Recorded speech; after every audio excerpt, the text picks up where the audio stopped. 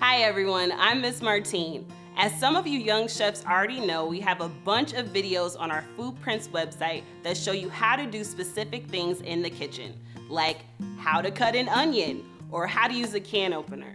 We call these our kitchen skills videos, and you should definitely watch them before starting any recipe. Also, during our recipe videos, you might see this pop up. This symbol is a reminder to watch the skills videos first so that you know how to safely do whatever the teacher is doing on the screen. And one last important thing to remember, you should only do these recipes if you have a grown-up around who's ready to help you and keep you safe. And that's it. Now, have fun cooking.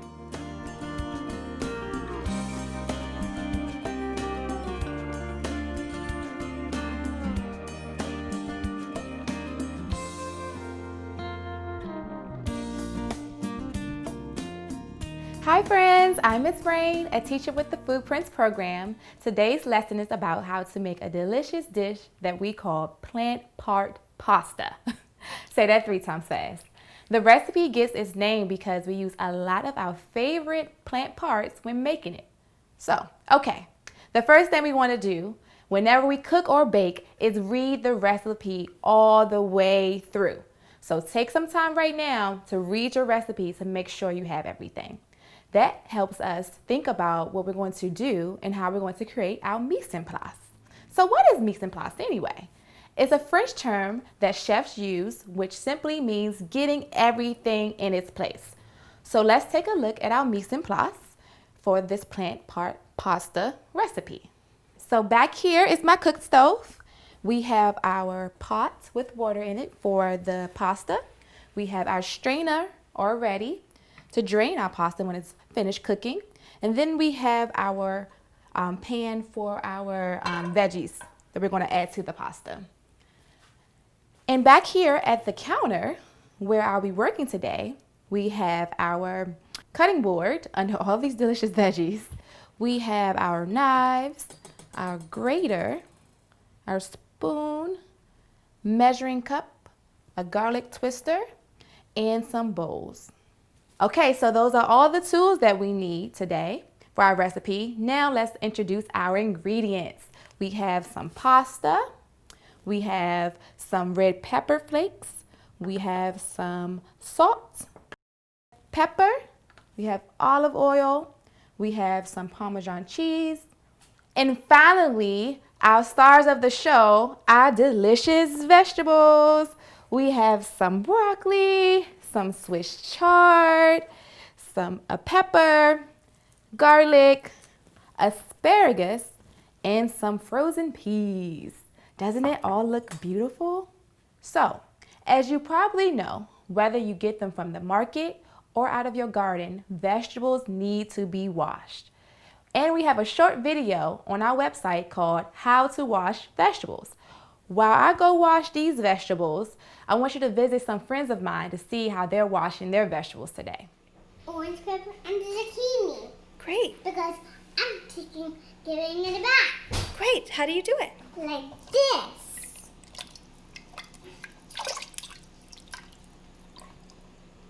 I'm doing it like the little building. Mm-hmm. Now, like what you do, put it there on the wet plate. Which one is that?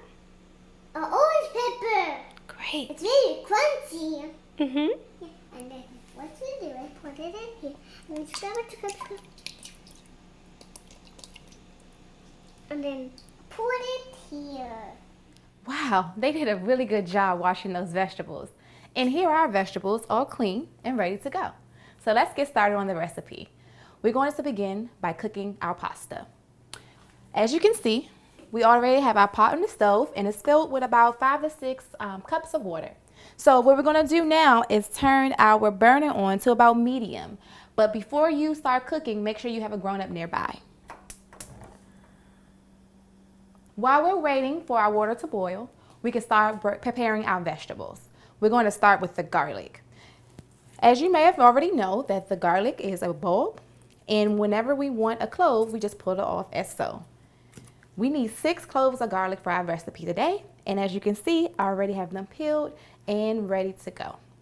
Now we're going to mince them, which means to cut them into very small pieces. We can mince them using a knife, we can use a microplane, or we can use a grater. Or we can use this fancy little tool right here called a garlic twist, which is really fun. So what you do is you take your garlic cloves and you place them in the garlic twist.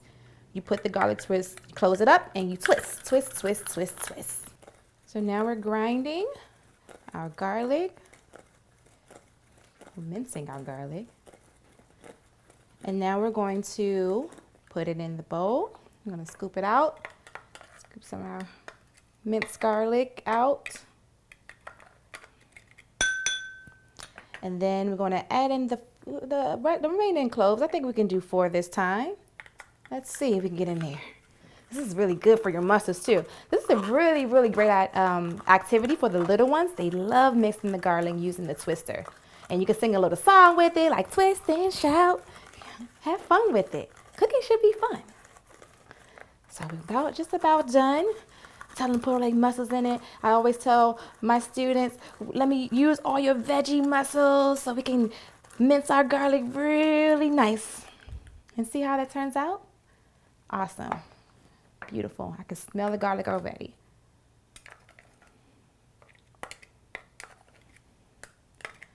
All right. So now we're going to put our garlic aside and we're going to move on to our beautiful broccoli. Ta-da! Look at this broccoli. It's so beautiful. It looks like a tree, doesn't it? Today we're going to use the flower part of the broccoli. So the first thing we're going to do is several things you can do here, parents. You can have the kids break the broccoli off like this, which is a fun activity to do. You can also get a sharp knife to cut the broccoli florets off like that, like so.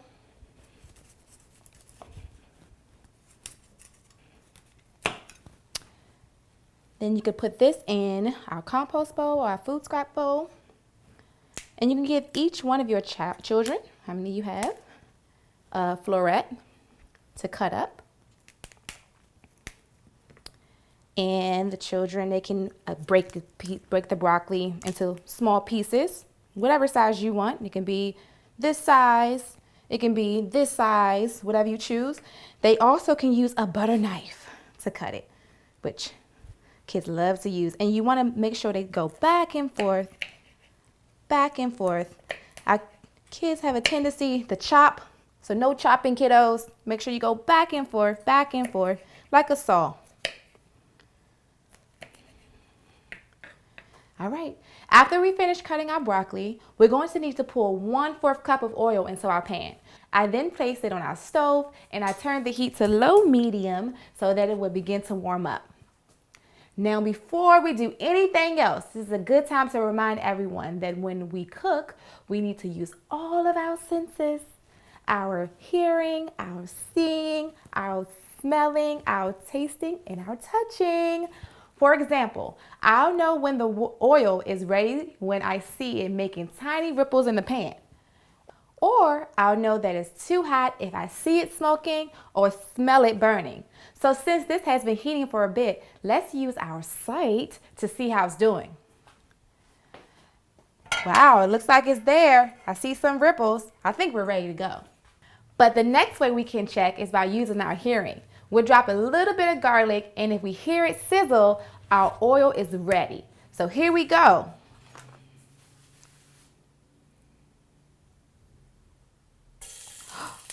Wow, do you hear that? We got a good sizzle. I think we're ready, which means we can add the rest of our garlic. And at this point, we want to turn our heat down to low. We don't want our garlic to burn. And now we'll move on to cutting our pepper. Okay, so our pepper is a fruit. To cut our pepper, we're going to use a butter knife. So remember, when you're using a knife, make sure you be very careful and just start cutting. You'll see that the peppers have lots of seeds inside. So what I'm going to do is I'm going to cut quarter pieces of the pepper. You see all those beautiful seeds? That's what makes a pepper a fruit. Any vegetable that has seeds is a fruit.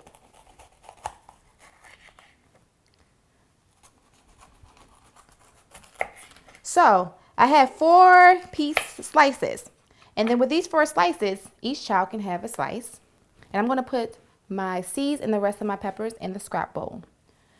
I'm going to take my quarter piece and I'm going to cut it into strips. Remember, when you cut a pepper, you want to have your bear claw so you won't cut your fingers, and it helps to hold it steady. And you also want to have the shiny part facing downward on the cutting board because it makes it easier to cut. So we're going to cut some strips first, because eventually we want to have our pepper diced. So the best way to do that is to cut into strips. I love peppers. They're nice and sweet and crunchy. My kids love peppers, and you can add peppers. It's so versatile. You can add them to so many different dishes. I'm going to get these peppers all cut up, and I hope those kiddos are helping your parents. This is a fun activity for them to do. My kids love cutting peppers. And make sure you're not eating the peppers while you're cutting, because we need them for our pasta. And we want to remember to keep your bear claw so you don't cut your fingers.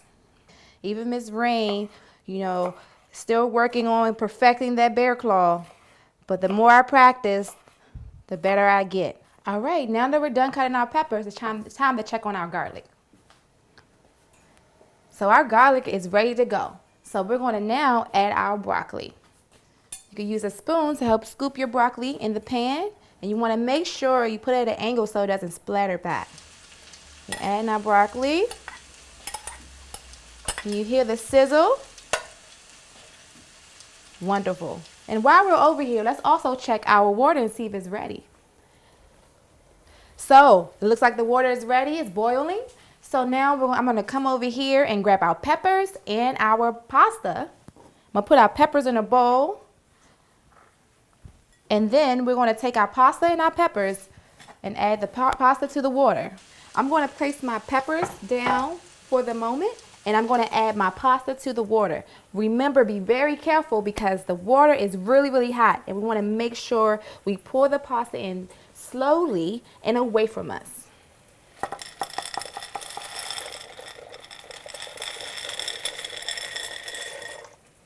All right, we got our pasta in. Now it's time to add our peppers.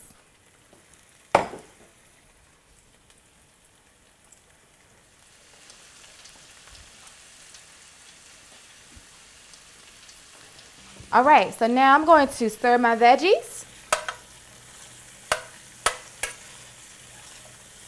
And also stir my pasta.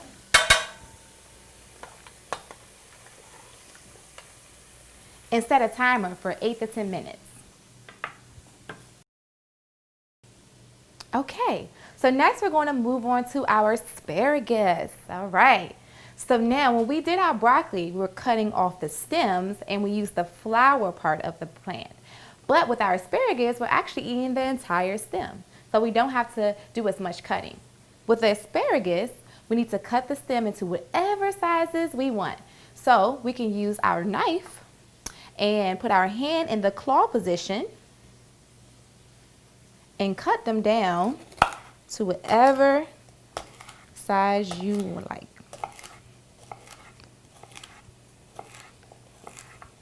Finish cutting up our asparagus. Cool fact about asparagus that they are perennial. So that means they come back every year. Also, asparagus, it takes 3 years for a mature plant to produce asparagus stalks. All right, now that we're done cutting our asparagus, we're going to grab a bowl. We're going to add our stem pieces to the bowl.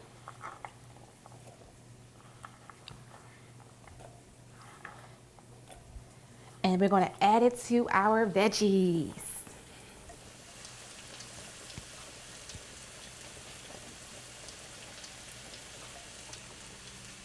And now we're going to make sure we stir it again.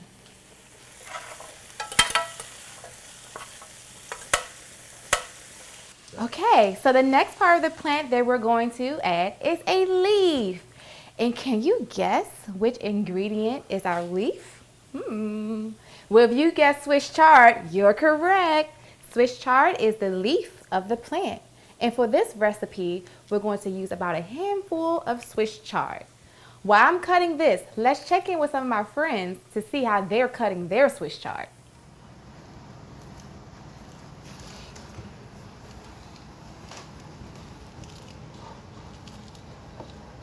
Okay.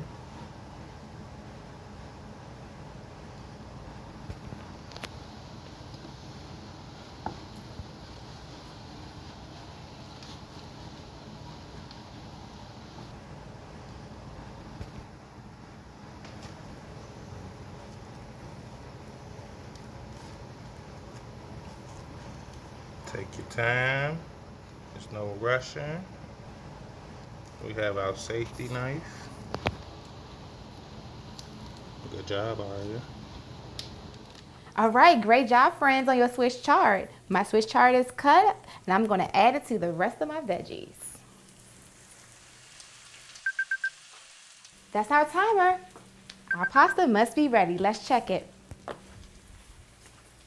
Yes, our pasta is all the way done. So now we need to strain it, strain the water out. Before we strain it, we have to grab our hot pads because this is really, really hot. Make sure you get an adult to help you with this.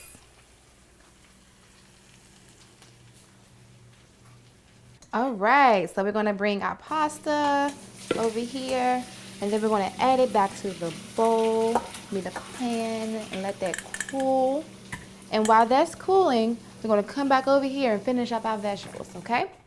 So far, we used the bulb of a garlic plant, the fruit of a bell pepper plant, the flower part of a broccoli plant, and the stem part of an asparagus plant. So now we're going to add our peas, which are the seed part of the plant. Are you starting to see why we call this recipe plant part pasta? Okay, so unfortunately, we didn't have any fresh peas at the market, so we had to get some frozen peas, which are still good. Now we're going to turn around and then add them to our pan.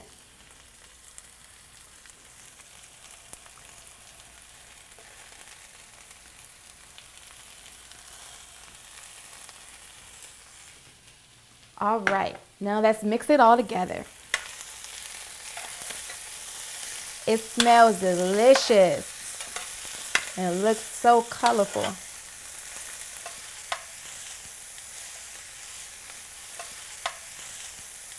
Alrighty, our vegetables are ready, so we're going to spoon our veggies into our pot with our pasta.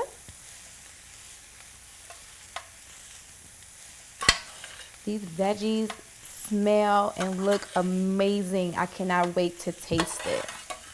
It's so amazing how we can eat different parts of a plant, and each part is important to the plant in order for the plant to function, and they give us different vitamins and minerals. All right, so we got our veggies in there. So now we're going to bring it back to our cutting board, and we're going to add our spices. The first, we're going to start with salt. You can add your salt to taste. I put in 1 pinch, but you can add in how much you want. We're going to add some pepper. Again, to taste. You can start off with a little bit and add more later. Then we're going to add in some pepper flakes. Sprinkle some of those in there. If you like it spicy, add more. Not so much, don't add too much. And for the best part, we're going to add some Parmesan cheese. Now, if you don't want cheese, it's quite okay. But for my cheese lovers, you're going to love it. So we're going to get a grater, and we're going to grate some fresh Parmesan cheese over it. Start off with a little and add more if you like. Now we're going to mix it all together.